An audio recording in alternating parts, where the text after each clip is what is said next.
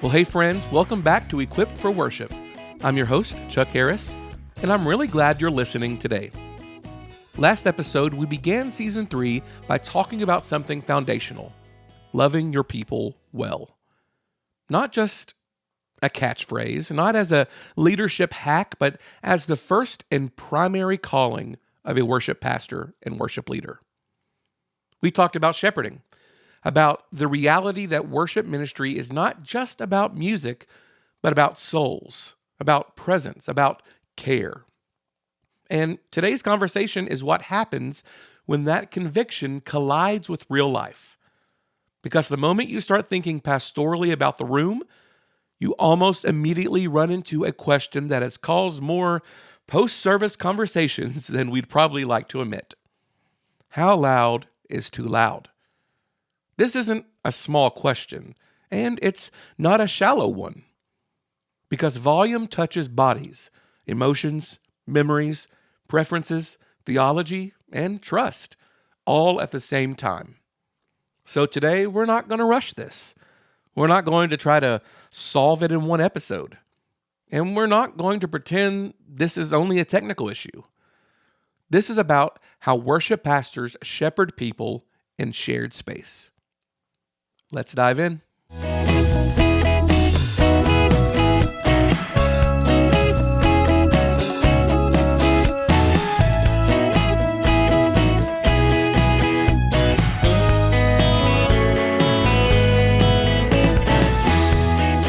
Volume is one of those things that feels objective on paper, but deeply personal in practice.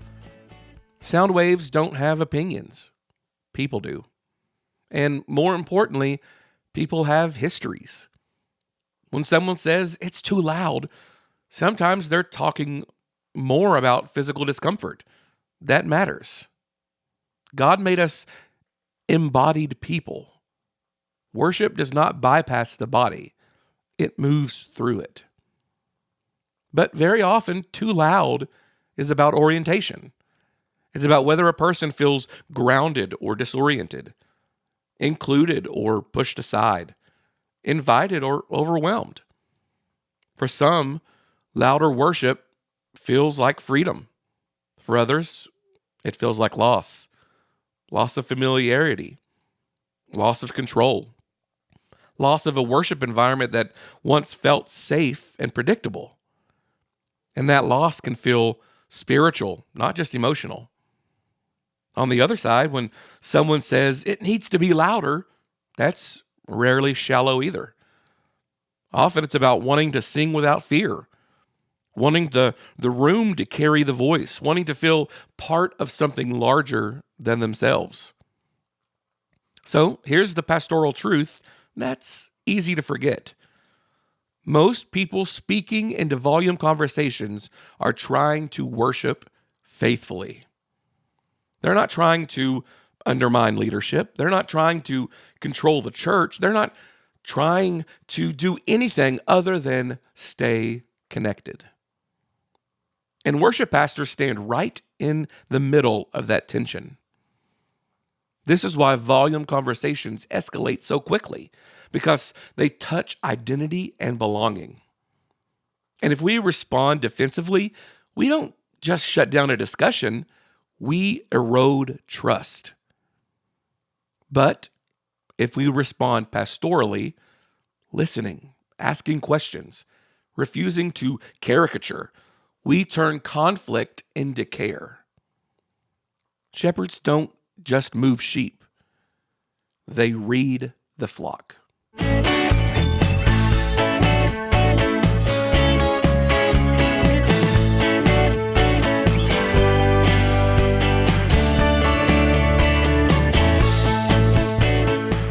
Now, Scripture gives us more guidance here than we sometimes realize. In 1 Corinthians 14, Paul addresses worship gatherings that were energetic but fragmented. His concern is not expression, it's edification. Over and over again, he returns to this idea. Is the body being built up? Edification isn't about taste. It's about formation.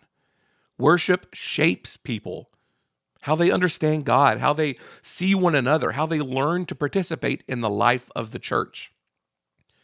That's why Paul insists on intelligibility, order, and communal participation. Volume directly affects all three of those. If worship is so loud that people can't understand the words they're singing, if it discourages people from singing at all, if it overwhelms them to the point of disengagement, then the issue isn't style. It's pastoral wisdom. Now, Scripture clearly celebrates loud praise. The Psalms are not shy. God's people shout, sing, and rejoice. But notice where the loudness lives. Biblical worship emphasizes the people lifting their voices together. There's a meaningful difference between the congregation being loud together and the platform being loud over the congregation.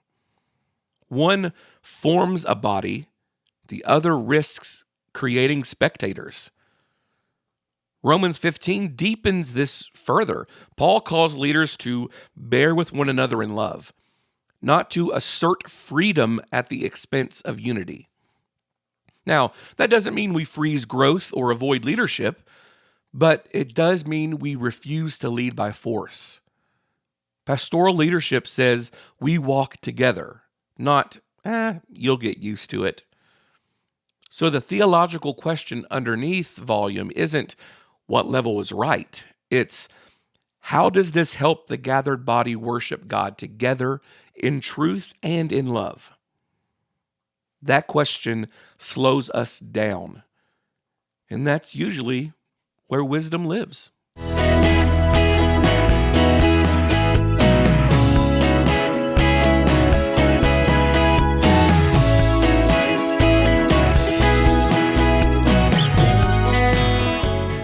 Let me bring this into lived experience.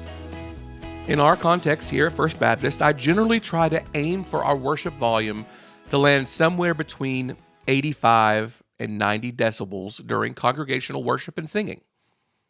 Not as a rule, not as a badge of faithfulness, but as a pastoral target that has served our room well. At that level, we found that the sound fills the space without overwhelming it. People can still hear themselves sing, and worship feels supported, not dominated. The sound carries the congregation. It doesn't compete with it. Now, your room may need something different, and that's okay. The goal isn't to chase a number. It's to choose intentionality over guesswork.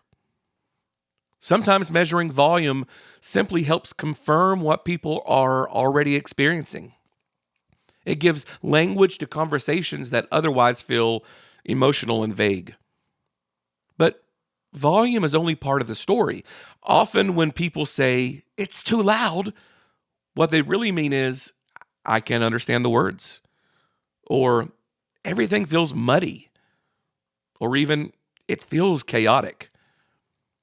Now, that's not always solved by turning things down. Sometimes it's solved by making things clearer. And clarity matters spiritually. Because worship is not just sung, it's proclaimed. If the words aren't clear, the formation suffers. Another pastoral practice that matters deeply here is walking the room. Listening only from the platform or the sound booth gives you an incomplete picture. Sound behaves differently everywhere. Sit where families sit. Stand in the back. Pay attention to faces. Good decisions come from seeing the whole body. And perhaps most importantly, how you respond to feedback matters more than the final setting. People don't leave churches over volume. They leave when they feel unheard. You don't have to agree with every concern, but you must listen with respect. That's not weakness, that's shepherding.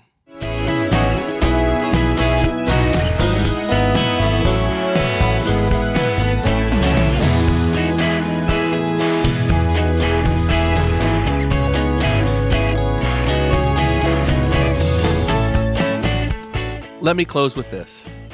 Volume is not the hill to die on, but it does reveal our leadership posture. It shows whether we lead with humility or defensiveness, whether we prioritize people or preferences, whether we trust God enough to lead patiently. As worship pastors and worship leaders, we are entrusted with voices, with ears, with hearts, and with our shared space. Our calling isn't to win arguments. It's to help the church sing together. Some Sundays will be louder, some will be quieter. Faithfulness lives in discernment, not rigidity. Well, next time we're going to take the natural next step. In episode 3, we'll talk about confidence monitors, not as a tech topic, but as a pastoral one. How what happens on the platform either serves the room or distracts it, and how worship pastors and leaders can lead teams that are prepared, calm, and servant-hearted. If this episode stirred questions or reflections from your own context, I'd love to hear from you. You can email me anytime at chuck@equippedforworship.com. Thanks for loving your people well, especially when leadership feels complex and slow. Until next time.